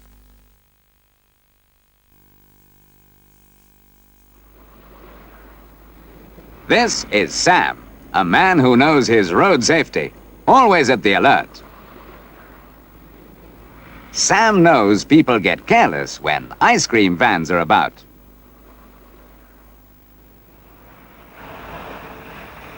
Stop! Phew, that was close. Quickly, Sam's on the spot. He points out the danger. Don't dash across the road. Use a zebra crossing. If there isn't one, stop. Look right, look left, then right again. If all is clear, cross the road. Like Sam, always help one another, and never let anything distract you from road safety. Stop!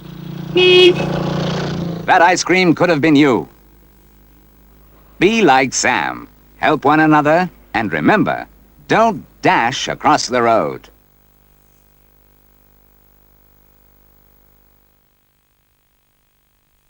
From time to time through history, the greatest need has been for facts. Facts to know where to build new schools, new houses, hospitals, factories, roads. We need facts to help fight sickness and disease. And that is why, on April the 25th, we are asking you to fill in the 1971 census. An army of men and women with light blue satchels will deliver and collect them from every household in Britain, with no exceptions. The form is secret. There is nothing to fear from completing it. When its contents have been analyzed, it'll be locked away for 100 years under guard. And all these officials are pledged to secrecy. Identify them by the blue satchel. It's the big form with a big job to do. We need the facts from you.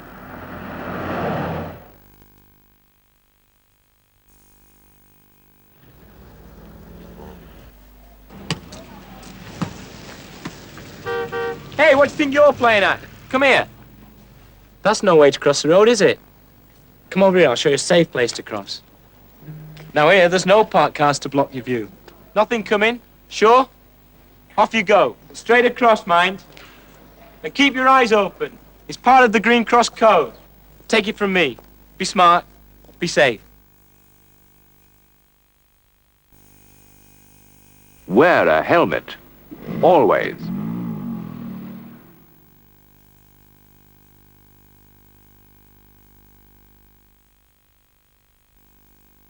Anytime, in any street, is road safety time. And the road safety sheriff is on patrol. Things seem quiet in this town, but hello, what's that? A balloon. And that means someone on the other end. The road safety sheriff moves into action. Stop! A balloon can float out of danger, but not you. The road safety sheriff takes them aside. He shows them the danger of playing in the streets and of parked vehicles. Cross behind this lorry, and the car entering here won't see you until it's too late. Keep away from behind a car, bus, or lorry if you don't want this to happen. Take a tip from the road safety sheriff. Keep away from parked vehicles and cross where the road is clear. The new decimal money will be with us on D-Day, Decimal Day, the 15th of February, 1971. The pound will be divided into 100 new pence, and we'll do our decimal shopping in pounds and new pence only. Here are the new coins, 6 of them. The 3 silver ones are already in use. The 50 new pence, equal to 10 shillings. The 10 new pence, equal to 2 shillings. And the 5 new pence, equal to 1 shilling. The 3 copper coins will be introduced on D-Day. The 2 new pence, the new penny, and the new halfpenny. Remember, the pound stays the same. Only the coins which make up the pound are changing. A general election means one thing. It's your chance to decide who you want as your Member of Parliament. And the only way to make your opinion felt is by voting. It's quite straightforward. If you're entitled to vote, you should get an official poll card. It'll tell you which polling station to go to, and it'll be open from 7 in the morning to 10 in the evening. Go early if you can. You don't need your poll card to vote, but it may save you time. Make sure you know who you want to vote for. At the polling station, give your name and address, and you'll be given a ballot paper. In the booth, look for your candidate's name and put an X against it. Nothing else. Fold the paper and put it in the ballot box. Remember, if anyone asks who you voted for, you don't have to tell them. Your vote is your business.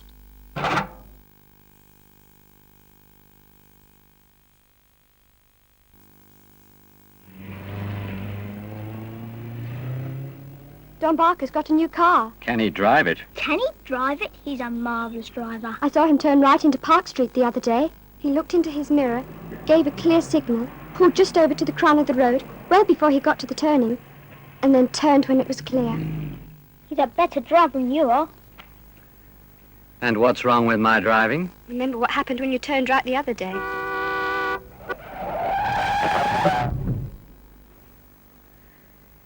Well, I didn't have an accident. No, but lots of people do. We just want you to be as safe as Don Barker.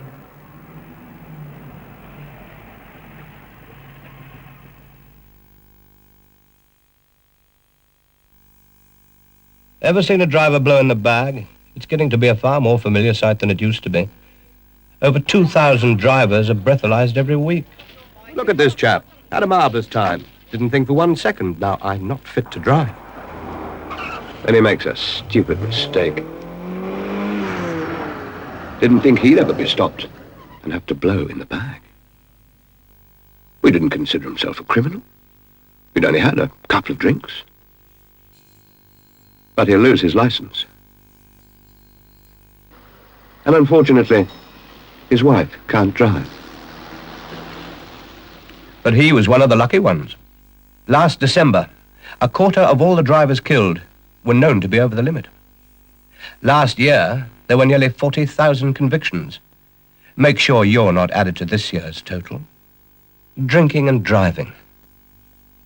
It's just not worth it.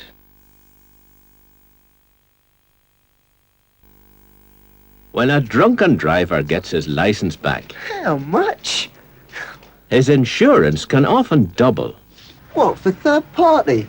Disqualified. Drinking and driving. He'll find it expensive wherever he goes. It's more than I paid for the motor. And the real joke is, although he's allowed to drive, If I start to do, pal. can he afford to? Do you a favour. I'll buy the motor off you.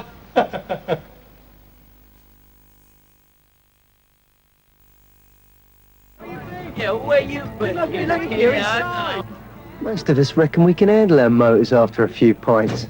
Take it easy and you don't attract the law. But what if some stupid git does this? Or this? Or this? Those few pints will just cost you your licence. So who's the stupid git now?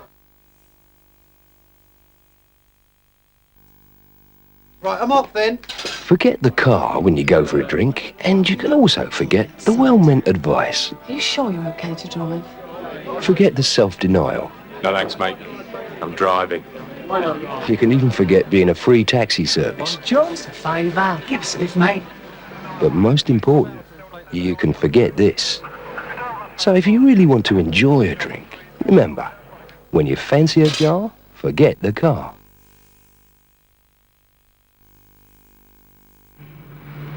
Before you say you'll never get hurt. Well, every single day, hundreds of people say it can't happen to me, but it does. And the difference between an ugly smash-up and just a nasty shake-up could be simply the seatbelt habit. So before any of us say, it can't happen to me, snap into that seatbelt habit. You know it makes sense. If you imagine this is your car, then this is a motorcycle. Now, when you drive up to a main road, it's easy to see other cars. But because a motorcycle is a third of the width of a car, he's very hard to see. But he's dead easy to hurt.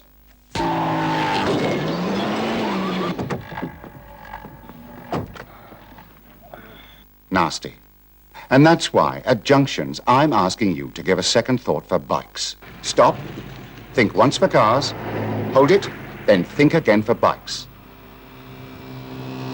If you want to avoid this, think once, think twice, think bike.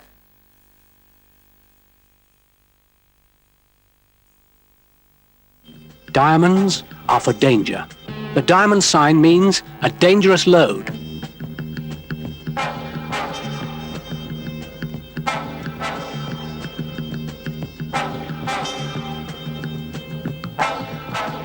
Look out for the diamond signs. They all mean danger.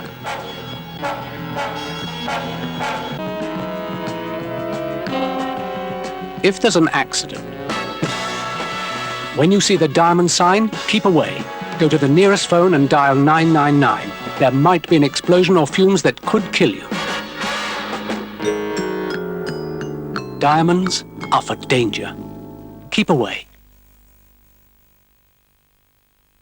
That's Vicky. This is my dad. That's my sister. This is my mum. And my nan. She always waits there. She worries when we're not all home. Mum and Dad worry when I am. Mind you don't burn yourself. Dry yourself properly. You'll ruin your eyes. And every Saturday morning when me and Mum go shopping, my nan always tells me to look out for the traffic. Me! It's Mum she should be telling. When she wants to get to the shop opposite, she just takes off. She doesn't bother with the crossing. We've been told at school not to go between parked cars, but to use the crossings. And my mum says that's quite right when you're young.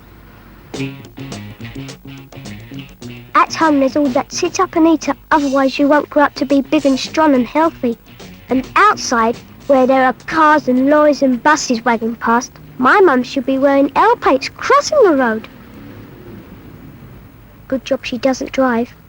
My dad does, and he's very careful, but he doesn't always practice what he preaches. Me and him had been up in the park Sunday morning. Then he remembered we hadn't bought the car. I started walking to the subway, and he tells me to make us late for our dinner. It's very funny how grown-ups can always be right, even when they're wrong. Now, if anybody had tried that when he'd been driving, he'd have done his nuts.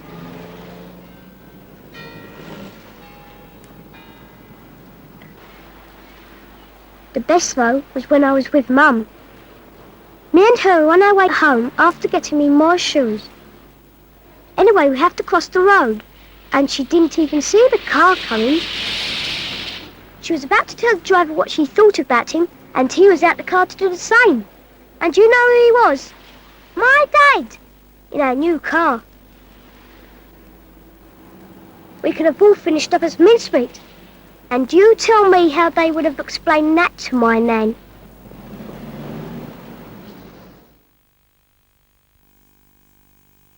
Not so long ago, people with traffic problems usually found a quick answer. But today's drivers need to keep a cooler head. Do you leave enough space when following other vehicles? And if another car fills the gap, do you drop back? If you don't, this sort of thing can happen.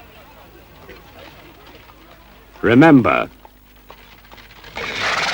keep your distance.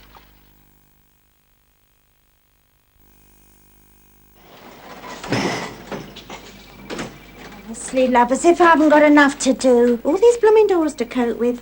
Like getting to Trip Point Charlie round these corridors. You want to wedge 'em open, Ada. Hang about. I've got one here, haven't I? There you go.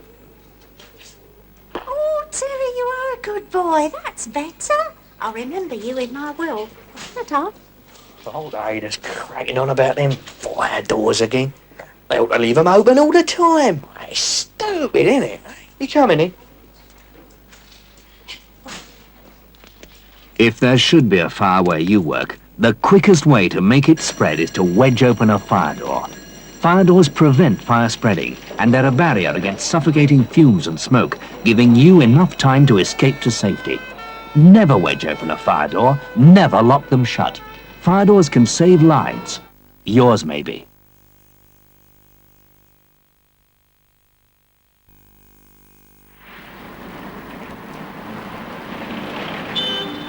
You know, each of those cars carries a whole family. Yes, even him. He's probably got a wife and kids, depending on his arriving home safely. What are his chances? That much less if he doesn't snap into his seatbelt. There can be some pretty frightening results from accidents where people don't wear their seatbelts, and they don't have to be fatal.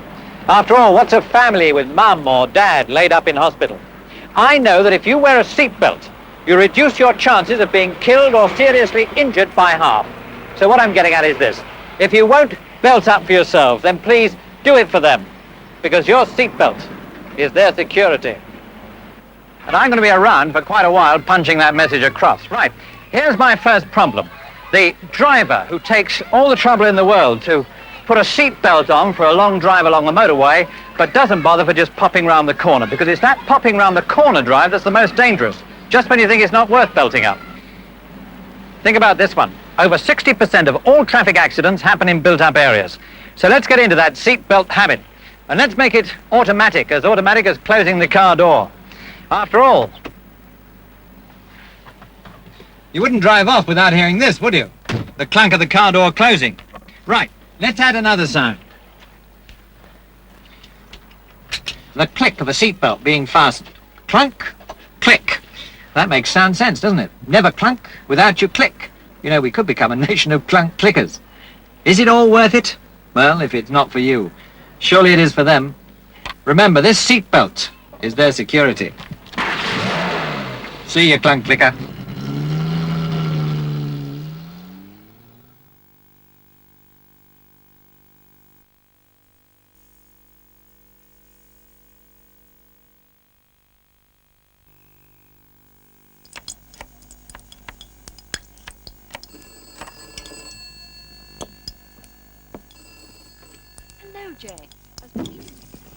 Never leave a fat pan unattended.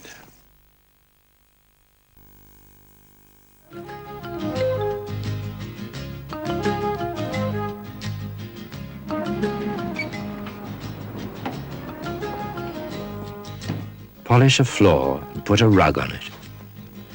You might as well set a man trap.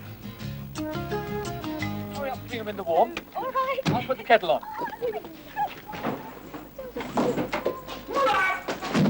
And to think he'd only just come from the hospital. This man was safe. Until now. He hasn't bothered to get the plug changed. From now on, he's in deadly danger.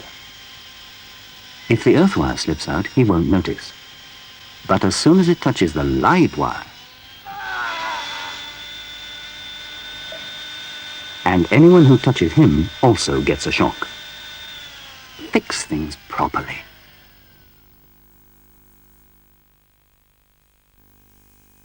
Oh, excuse me. You haven't done it. Done what? Or you've clunked, but you have not clicked. You haven't put your seatbelt on. Oh, I'm not going to Blackpool when you're going around the corner. Yeah, but you realise over 60% of all traffic accidents happen on trips like that. In fact, it's more likely on this sort of road than it is on a motorway. Oh, no. I promise you. You wear your seatbelt. It reduces your chances of being killed or seriously injured by half. Well, I'll just forget. You haven't been watching telly, have you? It's very easy to remember. You clunk, and then you click. Clunk, click. Clunk, click. Right, you clunk the car door. And then you click the seatbelt. Dead right. You're going to try it? Okay. Jolly good. Click. That's great. Can I go now? As long as you remember.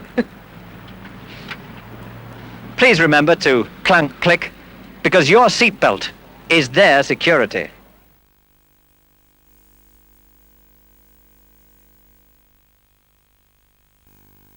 We recently road tested the current model of pedestrian.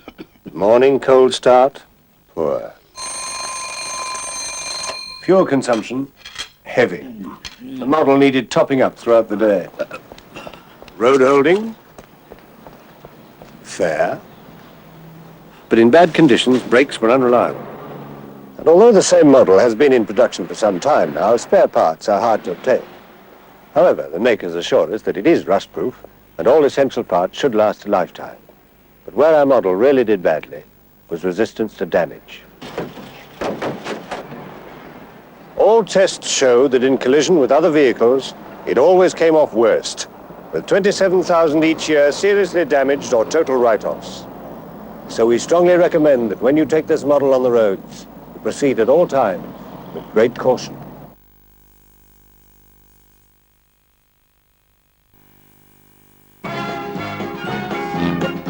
And welcome to Snatch of the Day, and we'll kick off with a highlight from today's play in Piccadilly.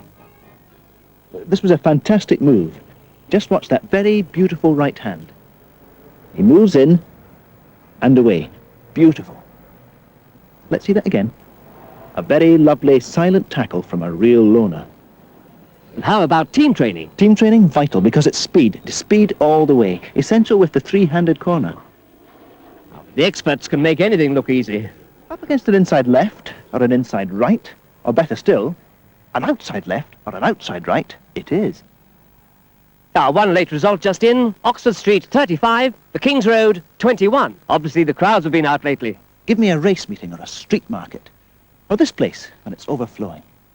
Tell me, where is it impossible to snatch? A nudist colony.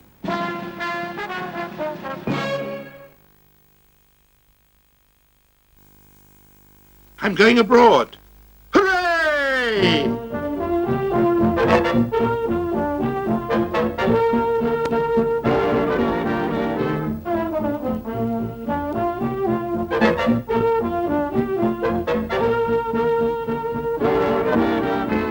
Hey, you can't take all those notes with you.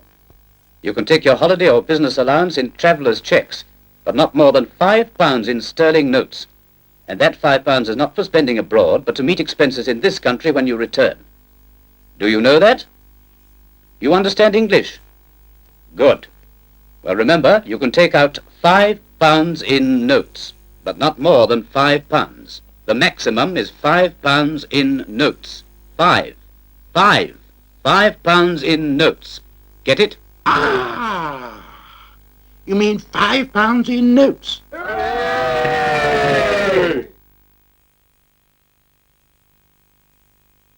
Dark means danger, so get yourself seen.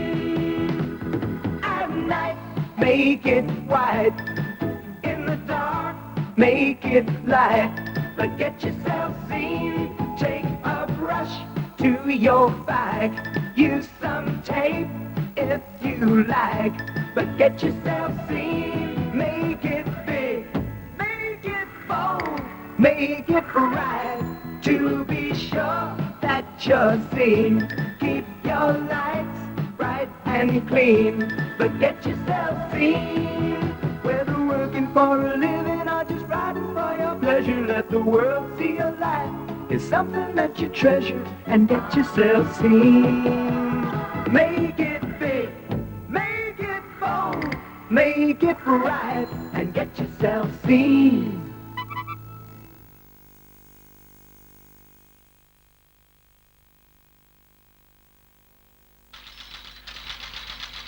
Every year, 300 or more people are either killed or seriously injured because their clothes catch fire. These accidents are almost always preventable. An unguarded fire, thoughtlessness in the kitchen, carelessness when handling flammable liquids. But what if it does happen? What could you do if your clothes caught fire? First, get down on the floor as quickly as you can so the flames can't spread upwards. Then roll over to smother the flames, and if there's a rug or a blanket handy, wrap it around your body because it will help to put out the fire. And once the flames are out, call for help, either a doctor or an ambulance. By following these simple rules, you can save yourself from serious injury. You could even save your life. So remember, get down on the ground, roll over to put out the flames, and then call for help.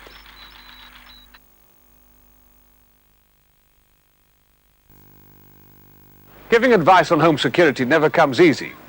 Take round here. All the houses looking at each other. Lots of kids around. Mum's at home all day long. A stranger stands at a mile. The result? Hardly any crime at all. But just walk around the corner, a few streets away. Lots of flats and bedsits. People away for the weekend. Easy pickings for the casual break-in merchant. Unless you take precautions. If you want to know how secure your home is, ask yourself this question. Suppose you came home one night and found you'd lost your keys. How would you break in?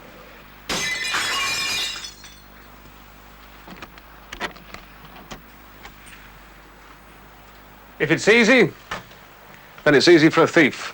They're only human too. Quickest and best and inside. So make life difficult for them. And then move on somewhere else. Spend a few pounds wisely on good locks for the doors and windows. You could avoid all the emotional upset and aggravation of a burglary and save yourself thousands of pounds in the long run. So, if you're not sure that your home is reasonably secure, phone your crime prevention officer down at your local NIC. If he's not in, just leave a message. He'll ring you back or pop round as soon as he can. Okay?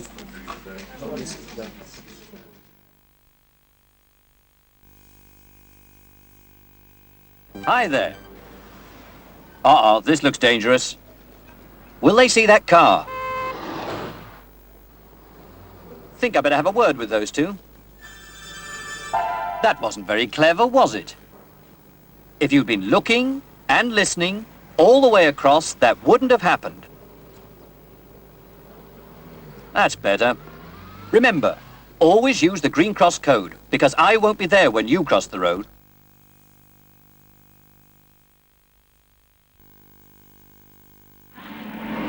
Emergency! Calling Green Cross man! Green Crosses! Where do you think you're going, you dumbo? Green Cross. When you get to the curb, always stop, stop, stop! Sorry, Green Cross. Remember, stop near the curb, not on it. That's the way. Always use the Green Cross code, because I won't be there when you cross the road.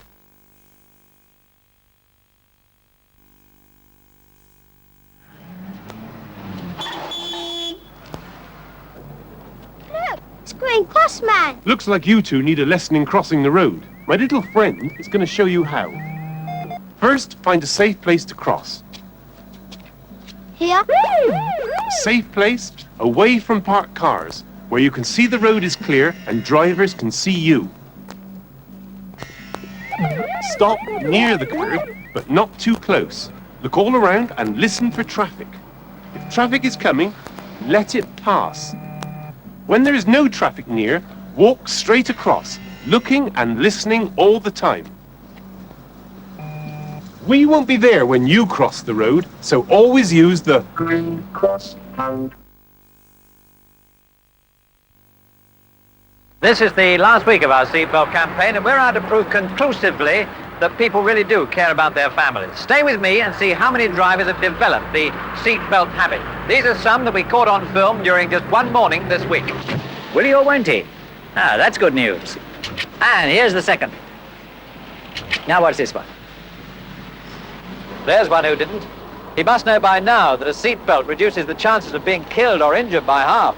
Some people don't seem to care about anybody. Now what about this fella? Another winner. There's a clunk. And there's a click. Yes, it's catching on. Now, come on, love. That's great. Terrific. Overall, the people of the Tyne Tees area have proved they care not just for themselves, but for their families. I'm very proud of all you clunk clickers, wherever you are. Safe driving.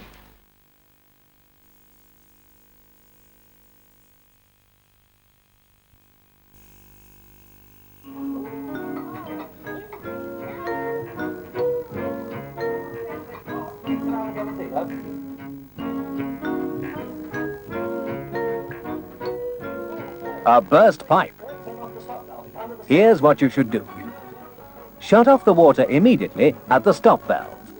If you don't know where it is, find out now. Then, if flooding continues, turn on the cold taps to empty the storage tank.